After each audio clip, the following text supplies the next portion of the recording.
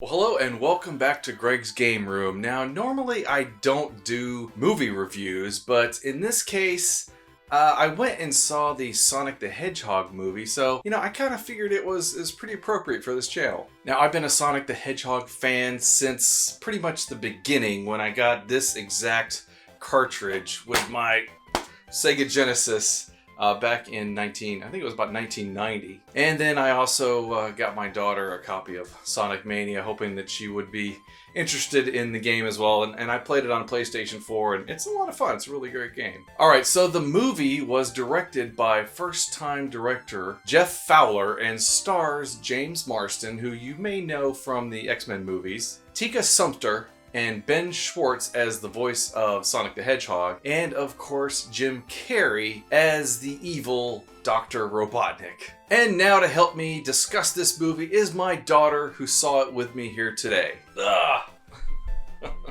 So basically what happens in the movie is that Sonic is from another planet, I think it was, Green Hill Zone or something like that, or was that just the island I think that he was from? And he comes to Earth as a kid, and he's pretty much been alone his whole life, and he lives in this town, and people kind of think he's kind of a mythological character, kind of like the Jersey Devil or something like that, but a lot less scary. And he carries with him a set of rings which allow him to travel from planet to planet, and he feels like he's got to leave at some point when he's discovered. But he loses his rings, and he has to rely on James Marsden to help him get his rings back so he can move on to the next world. So some of the things that I liked about this movie is pretty much at the beginning, the intro, it has like the graphic of the Sonic the Hedgehog game. Do you remember that at the very beginning? And then they zoomed out and they showed all these different games like Golden Axe and Shenmue and Streets of Rage and all these games. So it made me start to wonder, do you think they're going to have different movies for these different games that Sega has? Maybe. Maybe, you think? I'd probably still watch them even though I don't know what they are. You would watch them even though you don't know? Yeah. I would love a Golden Axe movie. Alright, so the story was pretty simple, pretty easy to understand. I thought it was pretty funny. Did you think it was a funny movie? Definitely. Yeah, it was pretty funny. I really liked, I guess she was the sister-in-law. They tied her. Yeah. Remember they tied her up? She's like, "Come over here to tie me." She was really funny, I thought. The kid just did not listen to her.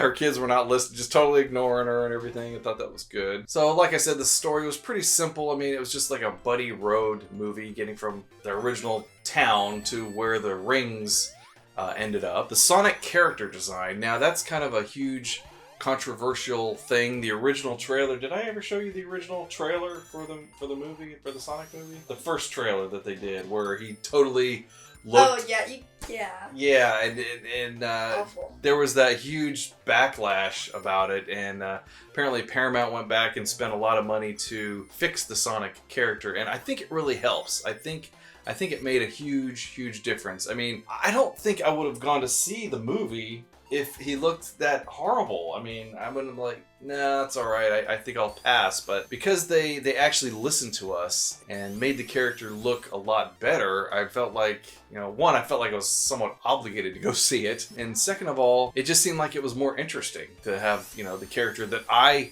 grew up with, the way that I expect him to look. And Ben Schwartz did a really good job as the voice of Sonic. Did you believe him as Sonic? Did it really sound like how you would expect Sonic to be? Yeah, I thought he was great. He was perfect. And I really liked Tika Sumpter's character. That would be, I think she was playing James Marsden's, I think, wife? Or maybe, was she the wife or was she like the fiance? I can't I thought it was girlfriend. Maybe it was just the girlfriend. I'm not sure. But I really liked her. I thought she was pretty smart, and she wasn't like freaking out over Sonic or anything. She asked, some pretty normal questions. I mean, I thought she was really good. And James Marsden himself was really good. Tom, right? The main character that was with he was funny. Sonic the whole time. I mean, he was funny, but he kind of felt almost like a fatherly figure to Sonic. I mean, Sonic himself kind of was like a kid almost, like I'm about your age, about 10 or 11 years old. She's going to kill me now. He kind of, I think he was about 10 or 11 in the story. Marsden's character, I think it was Tom, I think was his character's name. He kind of gave that vibe of being, protective of Sonic. And then we got to talk about Jim Carrey as Robotnik. What did you think of him? Was he awesome or what? She's clapping.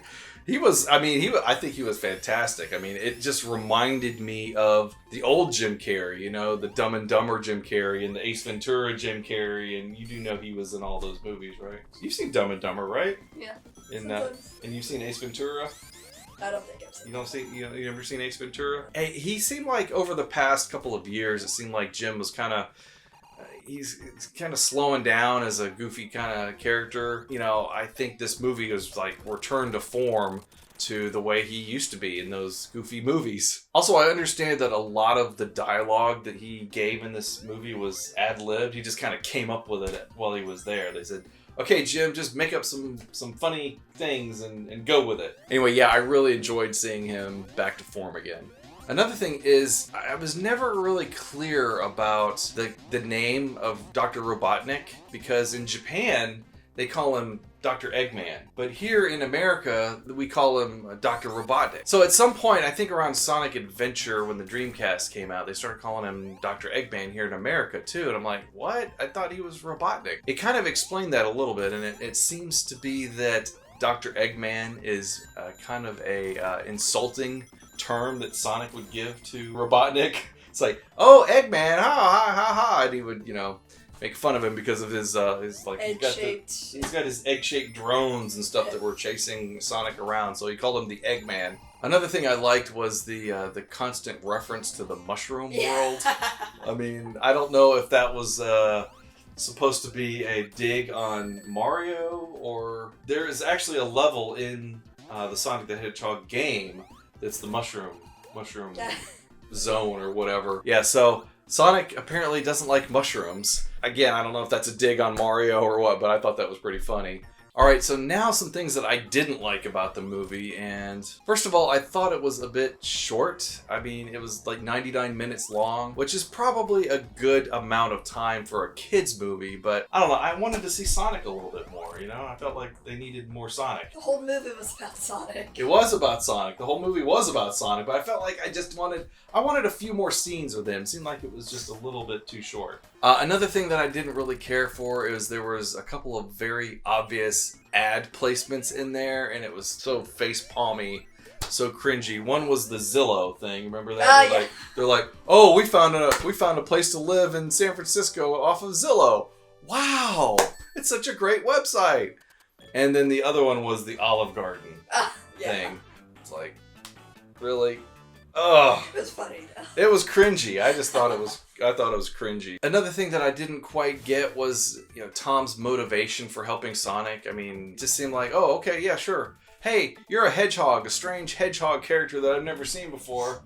I'll just help you. And maybe because he was a cop in the movie and he was, you know, wanting to be helpful and that kind of stuff. But it seemed like he just was way too willing to just go ahead and go with it. His motivation seemed a little bit strange. And then at the end of the movie, he kind of doubles back on his dream, which I thought was kind of strange as well. And then there was this whole action scene on the road, which the action scene was really good, but one thing that kind of took me out of it is I'm looking down it's this long highway, and there's no cars on the highway. It was just him and Robotnik's truck or whatever that was coming after him. I mean, there was another car that got hit with one of those. Was there another car? Yeah. I didn't really notice that, but it just seemed like, granted, it was probably, you know, like a mountain highway that nobody really travels that much, but it just kind of took me out of it. I'm like, how come there's no cars on this road? All right, so did you like the movie? What kind of a letter grade would you give it if you had to give it like a school grade, like an A, B, C, D? B. You give it a B? Yeah? So it was a fun movie, enjoyed it? Would watch again. Would you tell your friends to go see it? Maybe. I myself, I'd give it like a B+.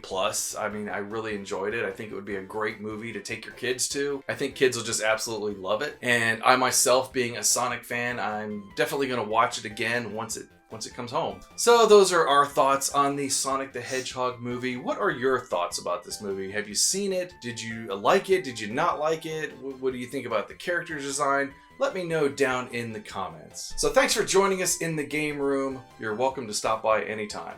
Take care.